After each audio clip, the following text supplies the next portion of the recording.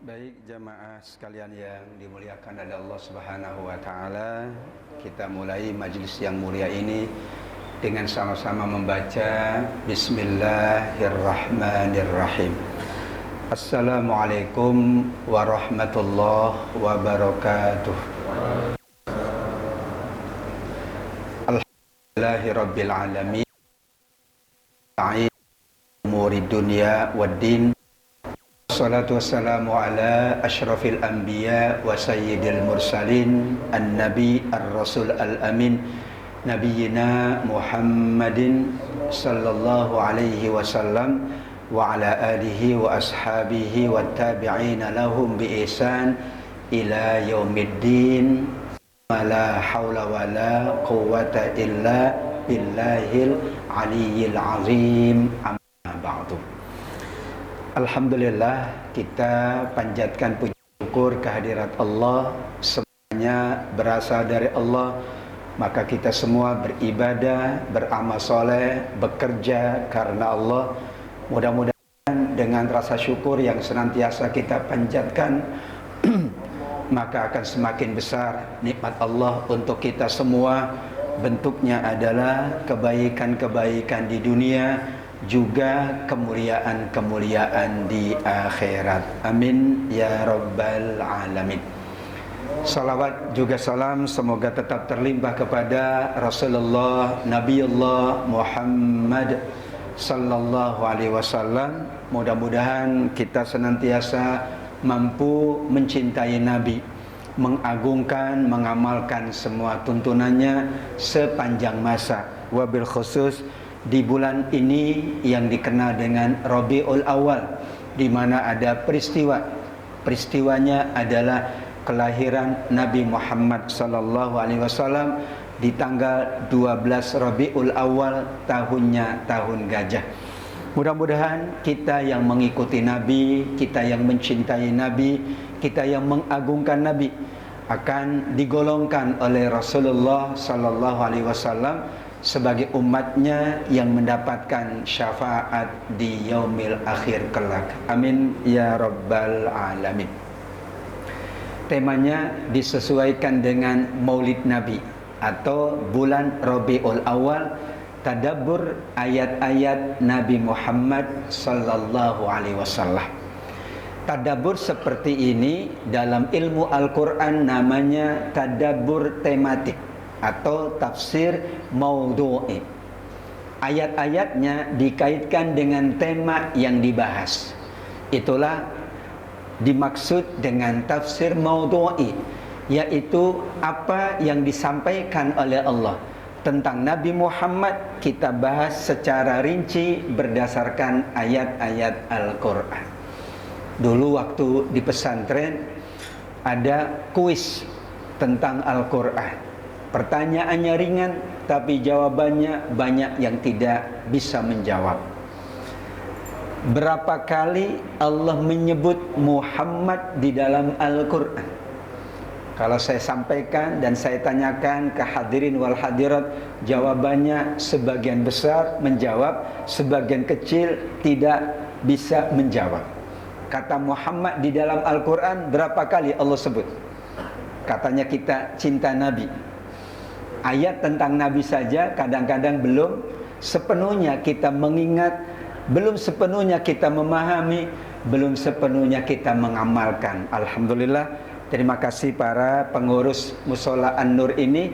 Kita ingin menambah cinta kita kepada Nabi melalui ayat-ayat tentang Nabi Muhammad sallallahu alaihi wasallam. Kita bagi dua. Ada ayat-ayat yang menyebut Muhammad sallallahu alaihi wasallam, ada ayat-ayat yang tidak menyebut Muhammad tetapi berbicara tentang Nabi Muhammad. Misalnya Allah menyebutnya dengan ya ayyuhan nabi, wahai nabi. Otomatis maksudnya Nabi Muhammad sallallahu alaihi wasallam. Atau Allah juga menyebut dengan ya ayyuhar rasul, wahai ar-rasul sallallahu alaihi wasallam. Maksudnya adalah Rasulullah sallallahu alaihi wasallam. Tapi ada 4 ayat Allah menyebut langsung dengan namanya Muhammad sallallahu alaihi wasallam. Yang pertama surat Ali Imran 144,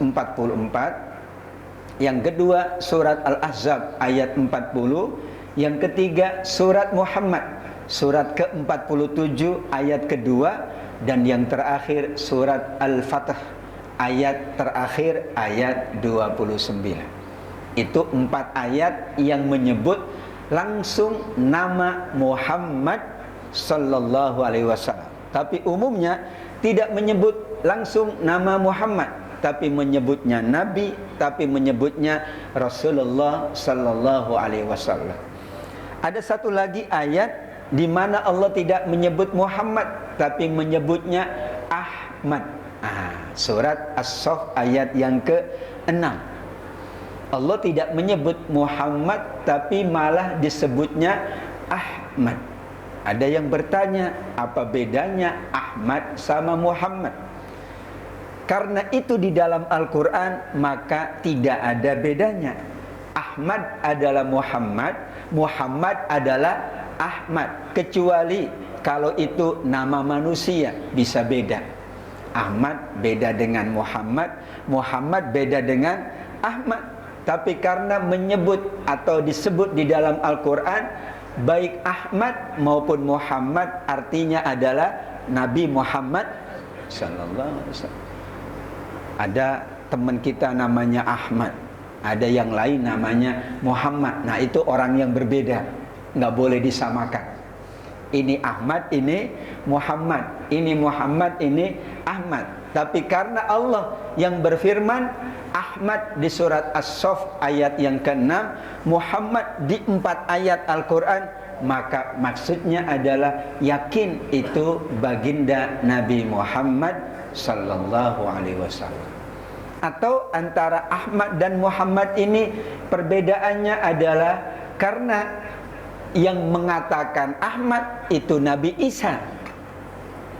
Nabi Isa adalah nabi sebelum Nabi Muhammad, yaitu budaya atau nama yang biasa difahami oleh masyarakat Nabi Isa, yaitu kaumnya Bani Israel, adalah Ahmad. Tapi Ahmad artinya terpuji, Muhammad artinya terpuji, Hamid artinya terpuji, Hamdan artinya terpuji, apalagi Mahmud artinya terpuji, sama-sama artinya terpuji. Berasal dari Hamida, Yahmadu, maka kita menyebut Alhamdu, segala puji lillahi rabbil alamin. Manusia yang terpuji bisa Ahmad, bisa Muhammad, bisa Mahmud, bisa Hamid, bisa Hamdan, bisa macam-macam. Yang penting berasal dari ha, mim, dan dal. Maka ada orang namanya Mahmud, artinya terpuji. Hamid terpuji, Hamdan terpuji. Hanya Al-Quran menyebutnya antara Ahmad dan Muhammad. Ahmad di masa Nabi Isa, Muhammad di masa masyarakat Arab. Karena masyarakat Arab biasa menamakan anak mereka dengan Muhammad. Dulu di zaman Bani Israel biasa memberi nama dengan Ahmad. Jadi Bapak Ibu, nama itu boleh beragam, boleh juga sesuai dengan budaya masing-masing. Ya, tidak ada keharusan nama harus bahasa Arab. Karena kalau begitu maka kita ganti nama semuanya.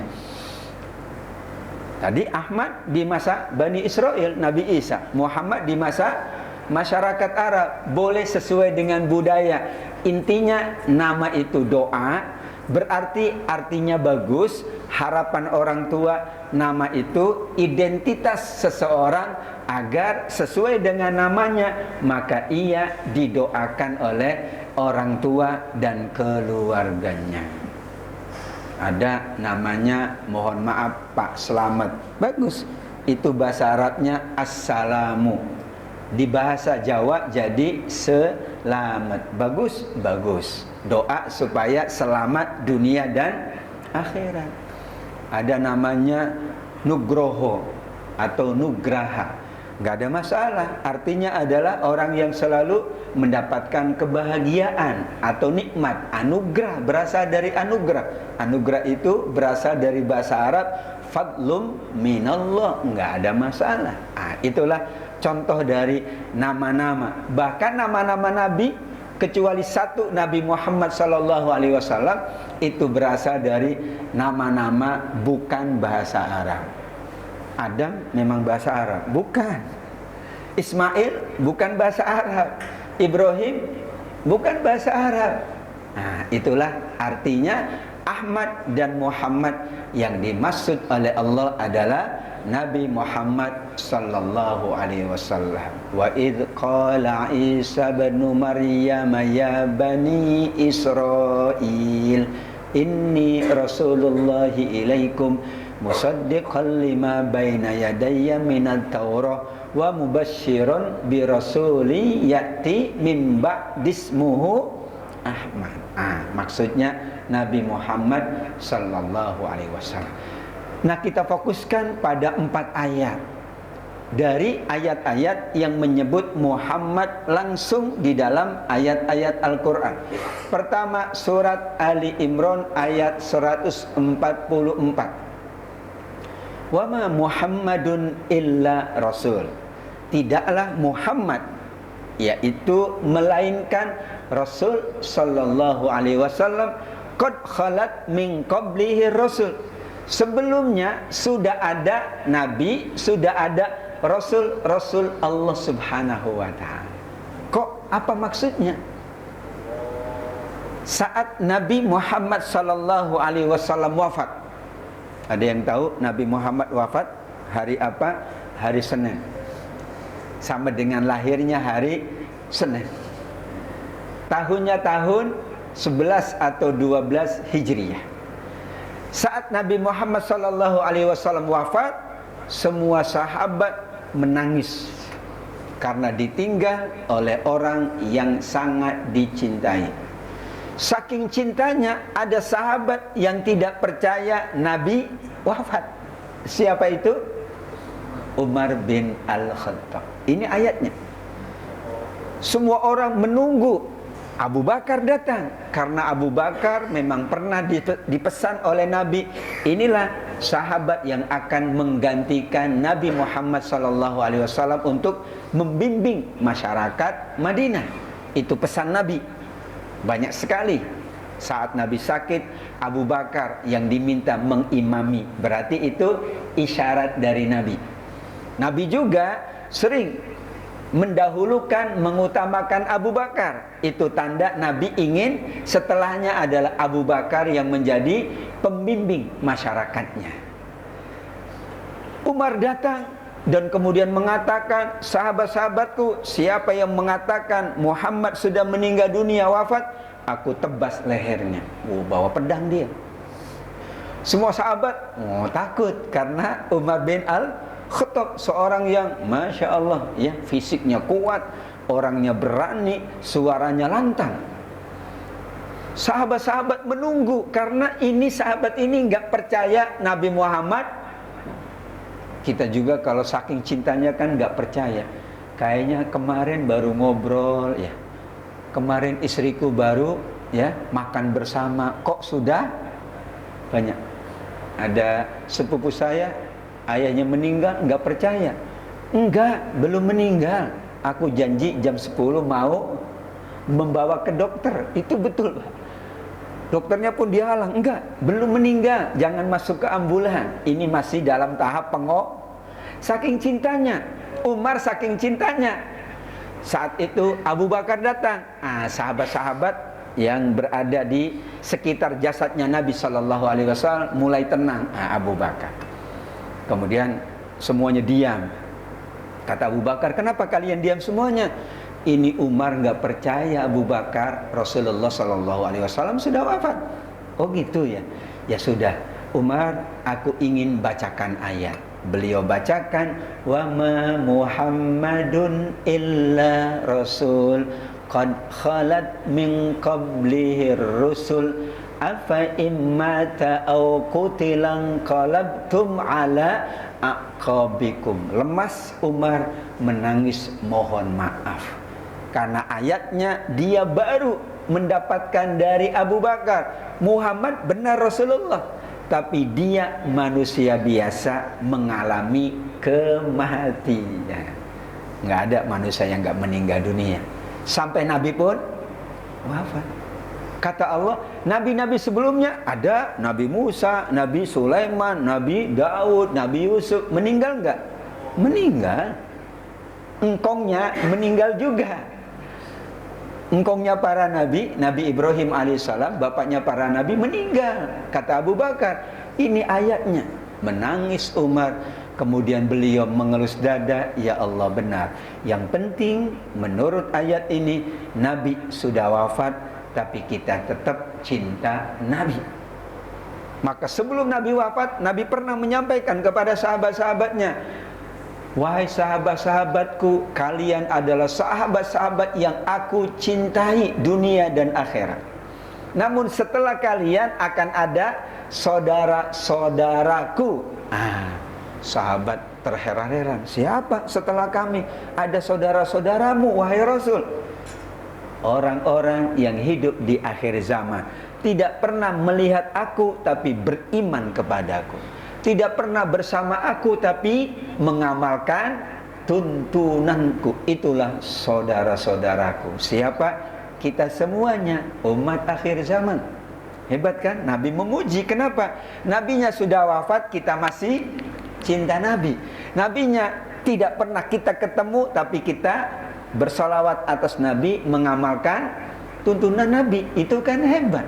Inilah ayat tentang Nabi Muhammad.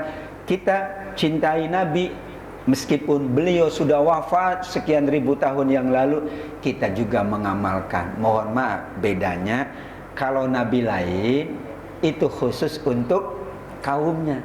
Nabinya wafat, selesai. Ya, Nabi Sulaiman wafat, selesai. Nabi Daud wafat, selesai. Nabi Muhammad wafat, enggak selesai. Buktinya kita baca hadisnya. Buktinya kita baca tuntunannya. Buktinya kita mengamalkan sunnah Rasul Sallallahu Alaihi Wasallam. Buktinya kita bermajlis. Karena bermajlis itu adalah salah satu sunnahnya Rasulullah Sallallahu Alaihi Wasallam. Itu ayat pertama. Cinta kita diingatkan dengan ayat ini, yaitu kita tetap mengimani Nabi, mengamalkan semua tuntunan Nabi meskipun Nabi sudah wafat. Mungkin kalau gambaran sekarang ya, guru kita sudah wafat, orang tua kita sudah wafat, masih kita cinta? Masih. Kita doakan? Masih. Harus. Kita mengamalkan pesan-pesan kebaikannya? Harus. Orang tuaku pesan dulu, jangan lupa sholat. Oh, diamalkan terus padahal orang tua sudah meninggal dunia, guru-guru sudah meninggal dunia, tapi ajarannya kita amalkan insyaallah. Itulah ayat pertama dalam rangka memahami ayat-ayat Nabi Muhammad sallallahu alaihi wasallam. Ayat kedua, Al-Ahzab ayat 40. Dulu di masa sebelum ayat ini turun, Nabi pernah mengambil anak angkat namanya Zaid bin Harithah. Jadi kebiasaan masyarakat Arab, karena kan banyak anak yatim ya, atau anak tetapi orang tuanya tidak mampu, itu bagus diambil anak angkat, anak asuh ya. Kemudian disantuni, diberikan hak-haknya, semuanya lengkap. Nabi punya anak angkat namanya Zaid bin Harithah. Mereka atau siapapun yang dibinkan kepada Nabi Muhammad senang. Wah, aku ini anaknya Nabi Muhammad. Awalnya boleh, anak angkat, binnya adalah ayah angkatnya. Dengan turun ayat ini, enggak boleh. Nabi Muhammad itu utusan Allah. Nabi Muhammad itu wa khataman nabiyyin, penutup para nabi, bukan ayah dari salah seorang kalian. Maka setelah itu Zaid tetap dibinkan Zaid bin Harithah, padahal dia udah senang. Tetapi meskipun tidak menjadi anak kandung Nabi Muhammad, cinta Nabi kepada Zaid, Masya Allah, cinta yang tinggi. Apa buktinya Bapak Ibu? Zaid itu dinikahkan dengan wanita bangsawan kaya raya yang bernama Zainab. Awalnya Zainab nggak mau. Lah, aku nikah sama Zaid, orang biasa, nggak punya harta, nggak punya kedudukan. Zainab ini orang wanita kaya, nggak ada yang tidak mau sama Zainab. Kaya raya, terus cantik, rupawan, dan anak bangsawan, keturunan orang-orang hebat. Nah, Nabi ingatkan, Zainab, ini perintahku. Kalau aku minta, tidak ada yang menolaknya. Wa ma atakumur rasul fakhudhuhu. Kalau Rasul menginginkan sesuatu, ambil.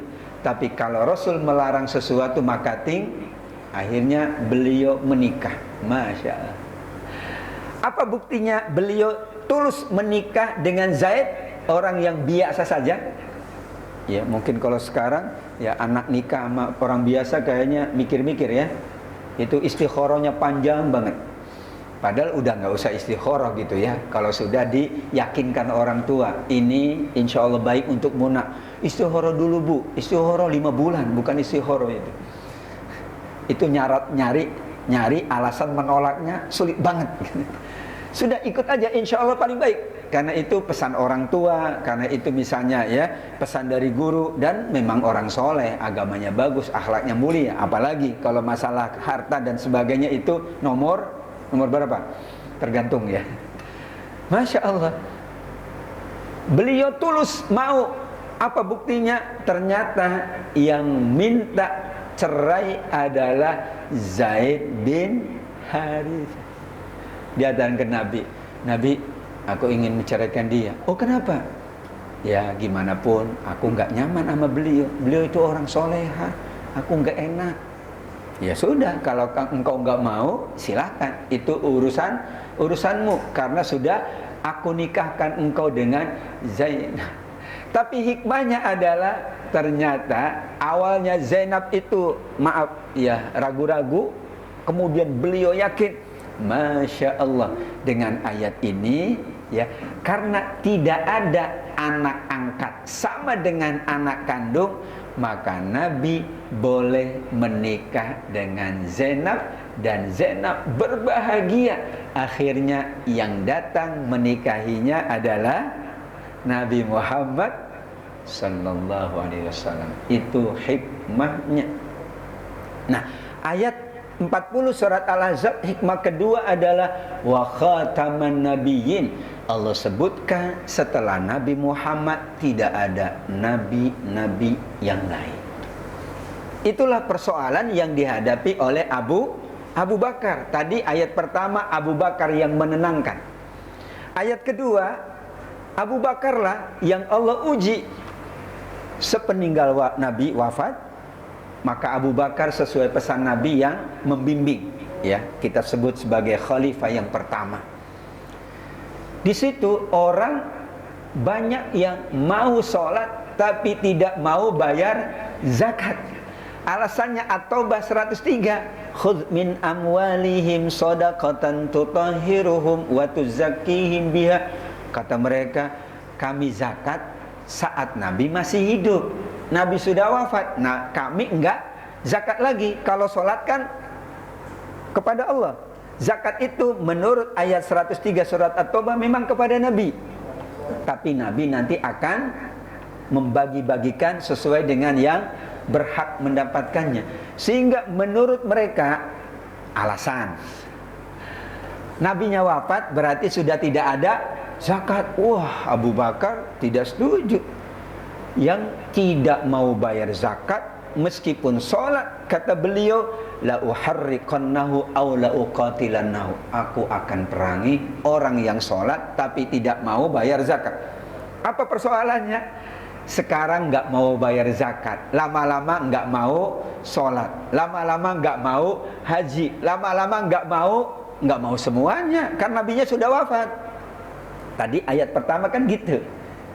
Maka Abu Bakar dengan tegas mengatakan, kalau cuma sholat doang enggak sempurna, wajib membayar zakat. Meskipun Nabi sudah wafat, tetap ayat Al-Quran berlaku, sunnah-sunnah Nabi masih berlaku sampai akhir zaman. Akhirnya masyarakat difahamkan oleh ayat ini. Nabi penutup para nabi, tapi tuntunannya adalah tuntunan sampai hari kiamat. Coba kalau dulu ya ayat ini nggak turun, mungkin sekarang orang udah nggak ada sholat zuhur lagi, kan Nabi udah wafat. Mungkin nggak ada yang mau bayar zakat lagi, kan nabinya sudah wafat. Mungkin nggak ada lagi yang ngaji. Kenapa? Nabi udah wafat ini ngapain ngaji? Dulu kan sahabat ngaji sama Nabi. Padahal dulu ngaji sama Nabi, kemudian setelah itu sahabat ngaji bersama sahabat, setelah itu tabi'in ngaji bersama tabi'in, dan seterusnya kita ngaji bersama umatnya Rasulullah Sallallahu Alaihi Wasallam. Ada pewaris para nabi yang Nabi sendiri mengatakan, al-ulama warasatul anbiya. Aku sudah wafat, tapi ada sahabat wafat, ada tabi'in wafat, ada tabi'in, ada para guru, ada para ulama. Itulah yang dikekalkan oleh Allah Subhanahu wa ta'ala. Hebat ya ayat tentang Nabi Muhammad sallallahu alaihi wasallam.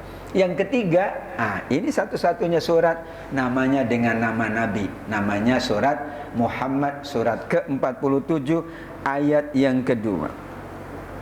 Setelah Nabi wafat, tadi ada peristiwa nabi-nabi palsu ya. Setelah itu kan ada nabi-nabi palsu, yaitu yang tidak mau bayar zakat, maunya cuma sholat saja. Setelah itu maka umatnya Rasul memang dibagi dua. Ada yang beriman, ada yang tidak beriman. Alladzina kafaru wa saddu an sabilillah. Surat Muhammad ayat pertama. Ayat keduanya, walladzina amanu wa amilus solihat wa amanu bima nuzzila ala Muhammad sallallahu alaihi wasallam. Nah, Allah menetapkan memang wafatnya Nabi itu dalam tanda kutip ujian. Karena ketika Nabi wafat, ada yang tetap percaya, ada yang tidak percaya. Ini kalau saya contohin gampangnya begini ya. Anak-anak sekolah di kelas, itu kalau gurunya ada, belajar betul-betul. Gurunya nggak ada, bermain betul-betul. Nggak ada guru ini kan gitu ya. Karena memang manusiawi ya, orang itu akan lebih tenang kalau ada guru. Nggak ada guru, makanya kenapa sholat berjamaah? Itu tuntunannya. Kalau nggak ada sholat berjamaah, wallahu a'lam kita bagaimana? Gitu ya. Coba aja. Alhamdulillah kita ada musola untuk sholat berjamaah. Kalau nggak ada, wallahu a'lam. Ini adalah media kebaikan kita. Lah kalau nggak ada majelis ilmu, nggak ada orang-orang soleh, gimana kira-kira? Wallahu a'lam. Maka di situ ya Allah ingatkan umatnya Nabi itu sampai hari kiamat. Tetapi yang Allah inginkan adalah amanu wa amilus solihat, beriman, beramal soleh, wa amanu bima nuzzila ala Muhammad, mengimani Nabi Muhammad sallallahu alaihi wasallam. Umatnya Nabi yang paling meyakini Nabi Abu Bakar As-Siddiq radhiyallahu anhu. Maka Allah menyebutnya walladzi jaa bis-sidqi wa saddaqa bihi ulaika humul muttaqun. Az-Zumar 33. Ini tentang Abu Bakar. Tentu kita tahu sejarah atau peristiwa Isra dan Mi'rajnya Nabi. Selesai peristiwa Isra dan Mi'raj, Nabi ketemu masyarakat Madinah. Maka orang nanya, kamu tadi malam kemana? Aku tadi malam itu diperjalankan dari Masjidil Haram di Mekah ke Masjidil Aqsa di Palestina. Terus aku dinaikkan ke Sidratil Muntaha. Yang dengar Muhammad udah mulai gak jelas gitu kalau sekarang. Gak mungkin. Masyarakat Arab saat itu punya kendaraan hewan namanya unta, kuda atau keledai. Kebiasaan mereka berjalan dari Mekah ke Palestina itu atau ke Syam itu 40 hari. Ada orang yang bilang malam-malam lagi, belum ada listrik, belum ada penerangan, belum ada transportasi cepat. Kok dia bilang dari sini ke sana cuman 1 malam. Ini cuma 1 malam ya. Maka orang nggak percaya, nggak mungkin Muhammad.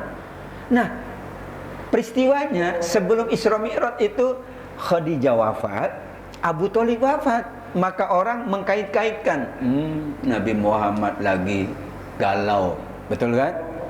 Istrinya wafat, pamannya wafat, maka jadi mengada-ngada. Mungkin kalau sekarang halusinasi. Kan orang kalau lagi ini jadi, aku kesini, padahal omongannya nggak bisa dipercaya.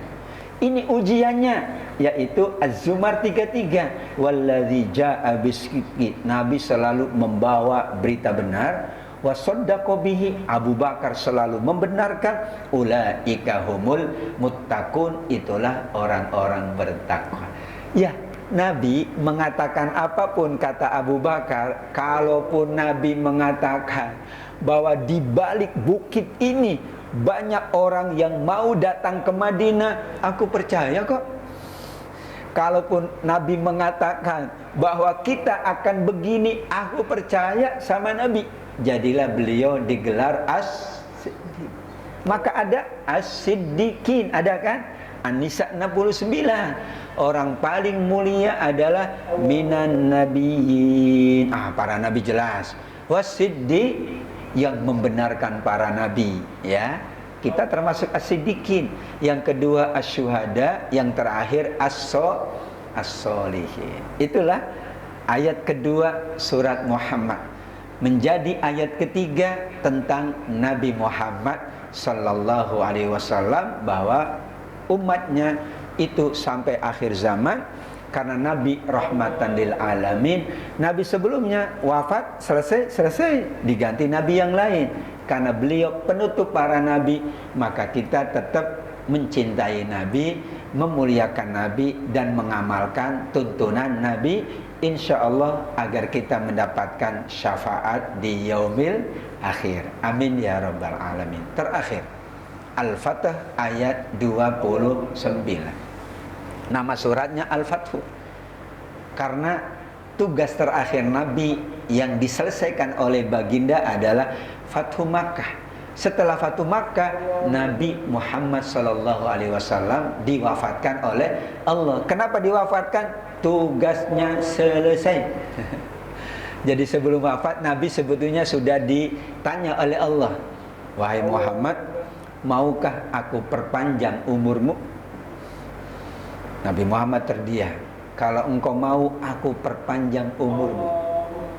Kata Nabi, aku cukup menyelesaikan tugas-tugas ini dan aku siap menghadapmu ya Allah.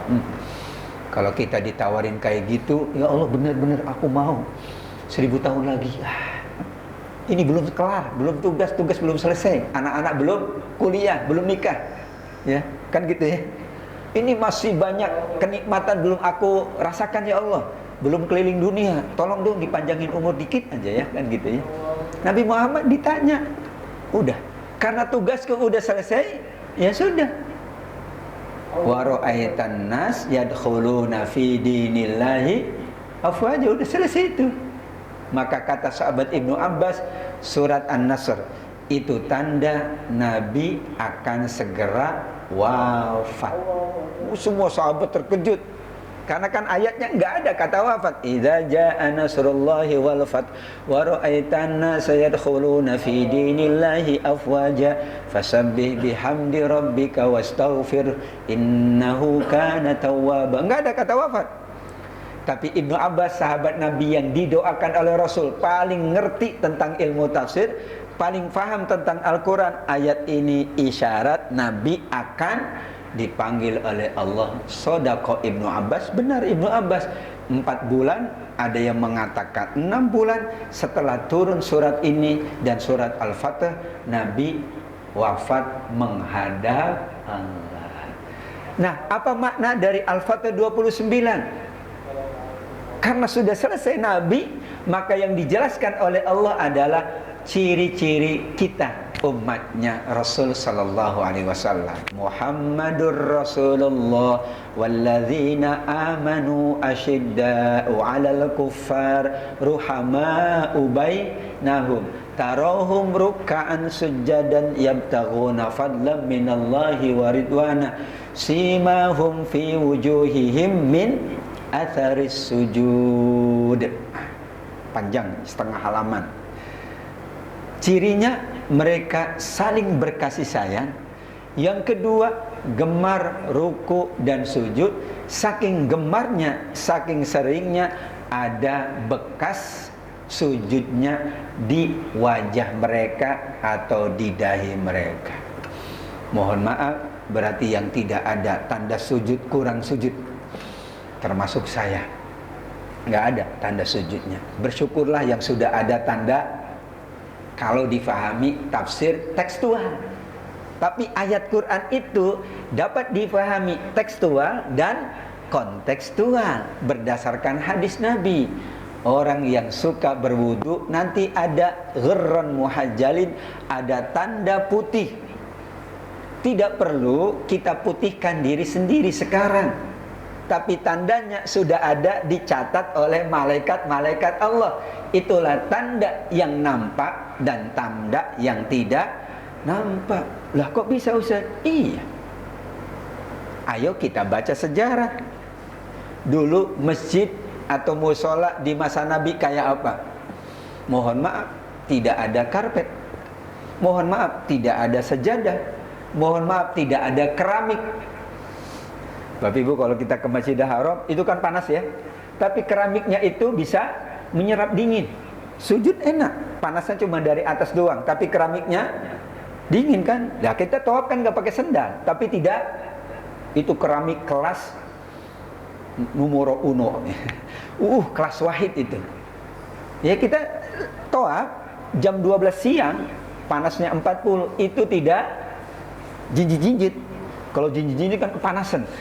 Enggak, panasnya kan karena dari matahari. Makanya pakai payung boleh, maka pakai semprot-semprotan itu kan. Iya, supaya menghilangkan tadi teriknya panas matahari.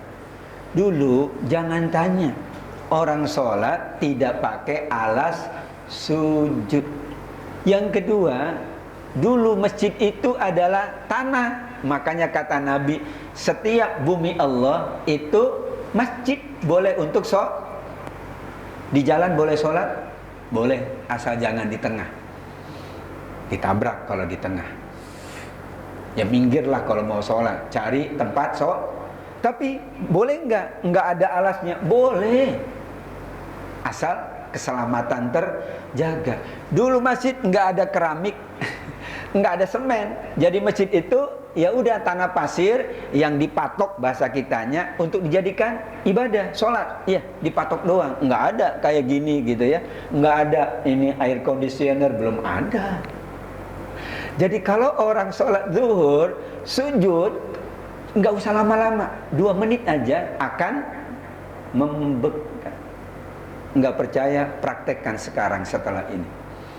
Cari ya pasir atau tanah kosong, gersang, nggak ada rumput-rumputan, nggak ada karpet, silakan sujud sholat zuhur atau sholat asar nanti.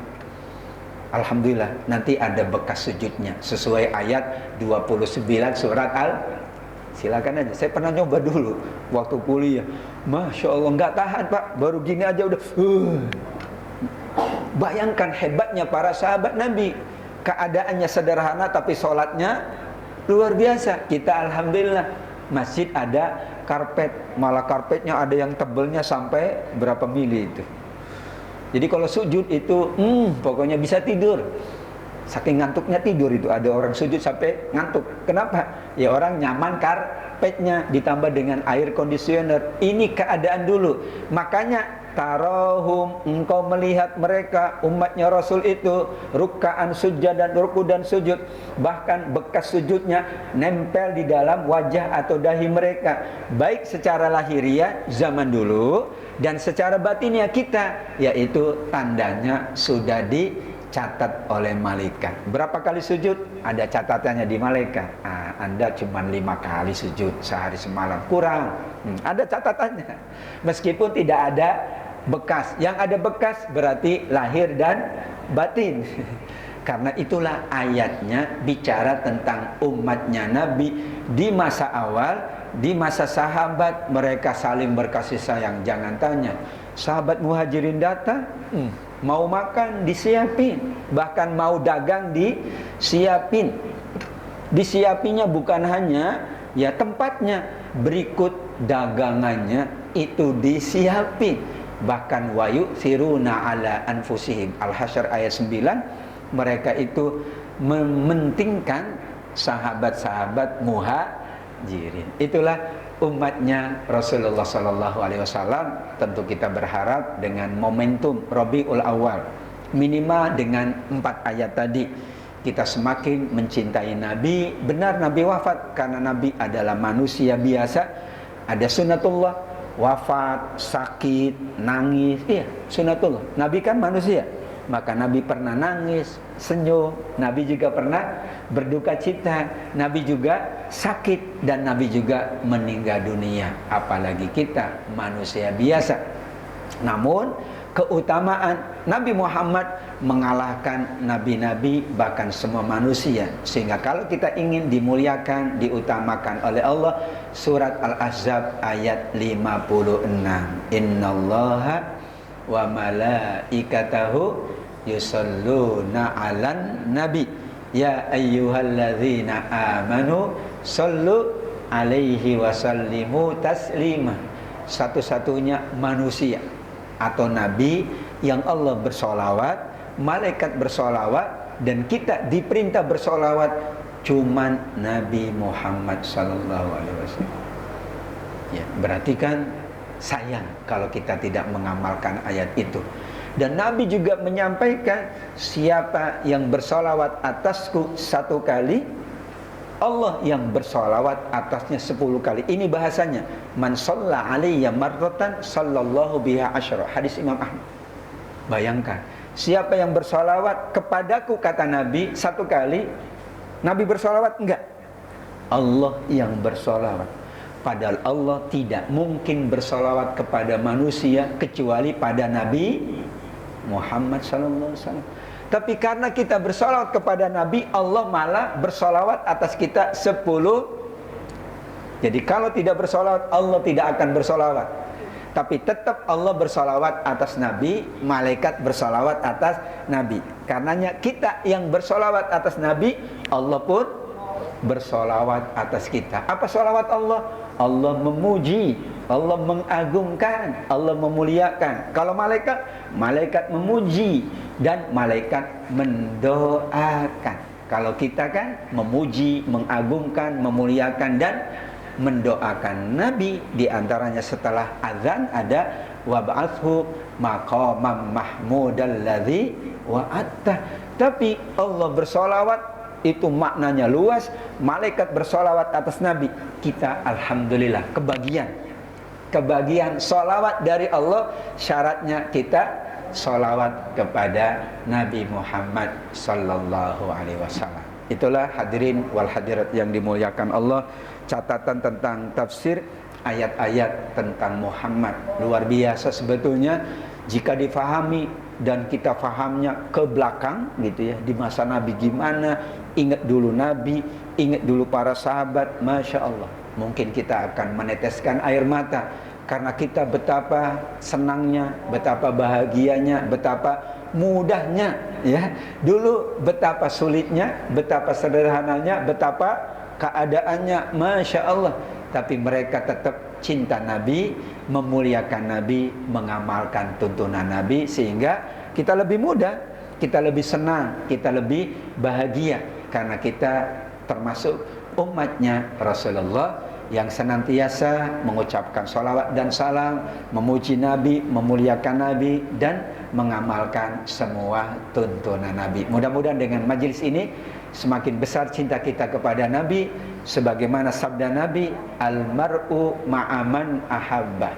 Orang itu akan dikumpulkan nanti di dalam surga bersama yang dicintainya. Kita cinta Nabi, insya Allah kita akan dibersamakan bersama baginda Nabi Muhammad sallallahu alaihi wasallam. Amin ya rabbal alamin.